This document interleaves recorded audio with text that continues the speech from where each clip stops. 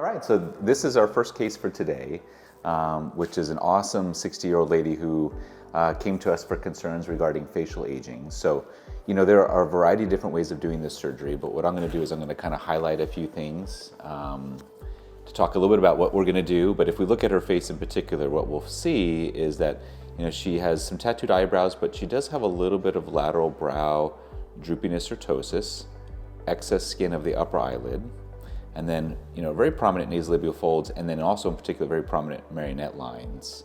As well as we look at the side profile, we see, you know, an obtuse angle in the sense of lack of any sort of definition around the neck. And so what our plan is the first thing we'll do is we're going to do a full face and neck lift, and the technique that we're going to use is a high lateral SMAS lift, where essentially we're going to work on all of the tissue underneath the cheek to lift the face and then lay the skin back naturally so that it decreases scarring or that overpulled kind of look that you often will see with some face and neck lifts. In addition to that, we're going to work on her brows by doing an endoscopic brow lift, where we make a couple of really small incisions in the scalp line and then in the hairline over here, and essentially lifting the brow in a more natural position. And then whatever's left with the upper eyelids, we're going to work and do an upper eyelid lift as well, which will hide that incision along the crease of the upper eyelid.